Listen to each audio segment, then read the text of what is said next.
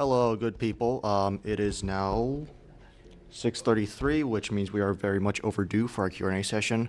We don't really have any questions to answer, so instead we're gonna just kind of. Amateurs.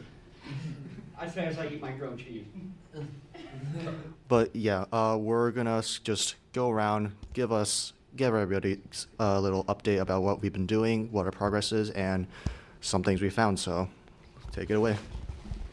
I guess, can we put the camera on this table just because I can't really demo it behind the. Do you want to move the table again? No. What are you demoing at? This is the intake.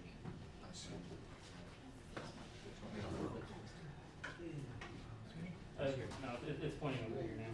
We're good. I guess I can grab the mic.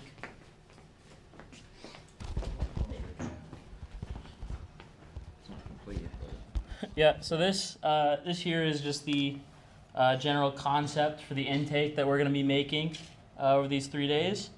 Right now, it's just a half-inch hex axle that has a compression wheel a little bit closer than the width of the coral. It's hooked up just to a Neo 550 on a 3-to-1 ratio gearbox. Pretty simple design. It's just you slide it in here. Once it hits this wheel, this is spinning. It's just gonna grab on like that, and even like not powered right now, that's holding on. So I think we got a pretty good idea there, and that's all. Yeah. Just had to flashbang the audience real quick. Get the outtake. Has potential there.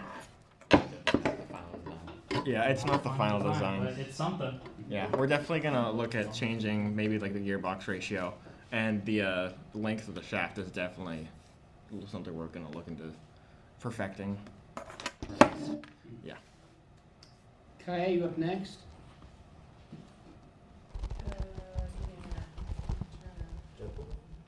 Deadpool, you want to show your little woodworking project? How's,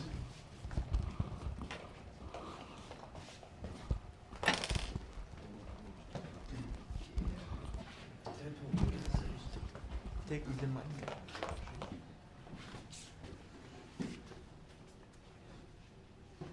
Is it good or? Yes. Okay, basically, what I've been doing while people were doing some testing was I was making the processor, or our mock of a processor. It's very rough, but it gets the job done. And the reason it's this rough is just because we've just made it out of leftover scraps from last year. What we found is that it's very lenient because there's about a 4-inch. I got you. There's about 4 inches from the, for difference between like the diameter of the ball to the top, so it is very lenient to where essentially you can just roll it up, and then if you want to just have a little arm to just flick it up there. You don't really need any sort of like shooting mechanism, just a little kick to get it in there. And that's about it for what I've been doing. Awesome. Cool. Kaya, good? Not good? Maybe good? I'm just working on like the geometry. It might be close. Okay. To give that little update on what Kaya's working on, I don't know why I didn't just move the camera, but so Kaya's working on, we think we're going to go with a kind of, a double 4-bar design, or, one single 4-bar. My bad. Single 4-bar design, because the goal is to keep us very, very short, but we want to have kind of a linear motion, so to speak, in terms of we're just gaining height and not changing the angle too much, but without doing an elevator because we don't have the components to do an elevator. Daniel, can you maybe make it a little easier to see this? Okay, going in, we have a rough design plan going into later into the evening. We're doing a little bit of math to make sure it actually works, and it works as well as we want it to. But from what we've found, the game pieces seem fairly pliable. The fourth level of the reef is something that's just a little bit out of our reach for having not lacking the materials to do a 2-stage elevator or something else to keep the robot really short. And the deep climb is something that you have to be so incredibly precise, I guess, to get a right climb, that it's not something you can just fix with a climber in a box. Whereas the shallow climb, 100%, I think we can just climber in a box our way through that. So here is what we're working with as a potential design. There's a reason we build robots and don't do art. The main idea of this is that we have this kind of pivoting arm that rotates down. We have a wrist joint on the end with our little intake mechanism that Simeon, John, and Matthew showed you earlier. The idea is, we start inside our frame with the intake up, we drop the intake down, and then we have this little pillar, or this axle for the coral to get dragged up into or driven into, sucked up, attached to the wheel, and then you pivot the intake up.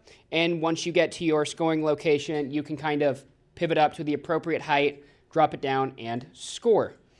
Same thing, or then to pick up the algae, the goal is that we can extend this across and make this a larger live axle. So that way we can kind of support the ball and we just kind of corral it across the floor, because due to the size of it and the kind of weird complexity of, I guess, large kind of awkward yoga ball, the goal is to get it over to the processor and get it above the lip, rather than try and completely contain it because it's half your frame.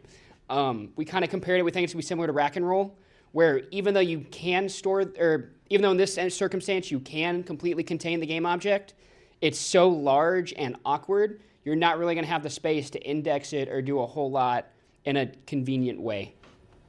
So same thing, kind of pick up, or at least corral it with these rollers, and then drive over, get that little bit above the bump to get it into the processor, and score. Then to kind of take up the back of the robot, we're thinking shove some weight in the back, because similar to 2023, you have a lot of reaching up and awkward heights. So with a lot of weight coming up and a lot of things moving kind of towards the edge of your frame, you really want to make sure you have a lot of counterweight, so that way you don't become tippy. Partially so you don't get stuck in the reef and block your teammates, partially because, especially as you reach up towards L3, L4, and you're 4 or 5 feet up, that fall is going to hurt. Other thing, to do the climb, we're thinking we're going to go with a standard kind of climber in a box, with the cage having that hole in the bottom. What we're thinking is, if we kind of keep everything more towards the front, we can 3-stage. Okay. Climber in a box, 3-stage. Thank you, Aaron. So that we can keep it really, really short. As a side goal, we'd like to be able to drive under the shallow cage, but we're not going to sacrifice other things, especially since if teammates, or as the season progresses, people start to do more deep climbs, it's not going to be worth it to drive under a shallow cage if 2 of the 3 cages are deep anyways. And so you've kind of limited yourself in that regard, whereas you might sacrifice mechanisms versus just being a little bit taller and having a more fluid design. Either way, most likely a 3-stage climber in a box, gear it appropriately, and kind of put it as central to the robot as possible, with the cage being about 3.5 feet off the ground. The goal is that we can winch down 30 inches, my bad. 30 inches off the ground. The goal is to get it as low as possible, to just really aggressively winch your robot up. And then, so even if you tip a little bit because you're off center or you're off balance or your weight just isn't completely central, since the hook is so central to your robot, it's only able to tip, 20 inches or so, which is still well within that 30-inch margin, and you won't actually be touching the ground. If people have any questions, we're happy to answer them. They have questions about game, things like that, what we're kind of seeing with the game elements or the cage, or we're still finishing mounting our coral to make our reef piece to make our portion of the reef. But if people have questions, feel free. I guess it's more right here. QR code like right here, or pop it in the Twitch chat. We'll be sure to kind of answer that. Otherwise, I think we're going to take a break and kind of have our dinner and chill time. Thank you.